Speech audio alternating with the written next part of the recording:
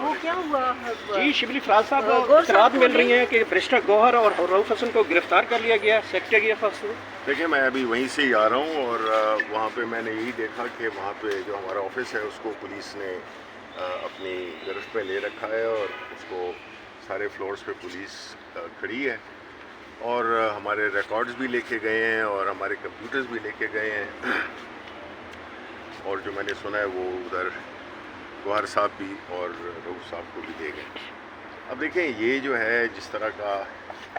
سلسلہ چل رہا ہے تو یہ تو ظاہر ہوتا ہے کہ پاکستان میں نہ قانون ہے نہ آئین ہے نہ کسی کی وہ کوئی سیاسی ایکٹیویٹیز کی آزادی ہے. اب اگر وہ ہم لے کے وہ فائنلائز کر رہے تھے اپنے جو بھی ہمارے ایفیڈیوٹس ہیں جو کہ سپریم کورٹ کے حکم پہ ہم نے جمع کرانے تھے تو بنیادی طور پہ یہ اس کو اٹھا کے لے گئے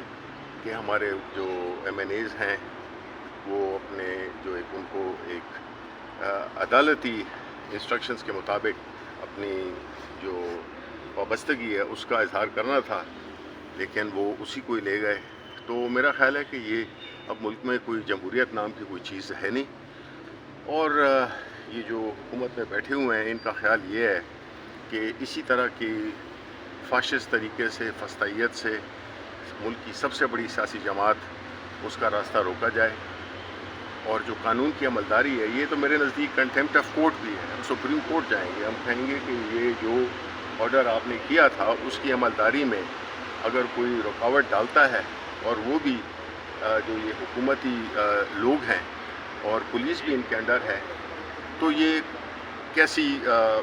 قانون کی حکمرانی ہے. اگر سپریم کورٹ کے فیصلے کو کوئی اس طرح رکاوٹیں ڈالتا ہے تو میرا خیال ہے کہ پھر اس ملک میں کوئی بھی جو انصاف کی توقع ہے وہ بالکل بے معنی ہو جاتی ہے. اچھا شبلی فراز صاحب یہ بتائیے گا کہ جن ایم این ایز نے ایفیڈیوٹ اوریجنل جمع کروائے تھے آپ کو وہ بھی ساتھ لے گئے؟ جی لگتا تو یہی ہے کیونکہ وہ ہمارا سارا ریکارڈ وہاں پہ وہ پولیس والے لے جا رہے تھے اور اس سے یہی ظاہر ہوتا ہے اور پھر جس طرح سے گوہر صاحب کو بھی لے گئے تو اس سے تو یہی ظاہر ہوتا ہے کہ بنیادی طور پہ اسی کام میں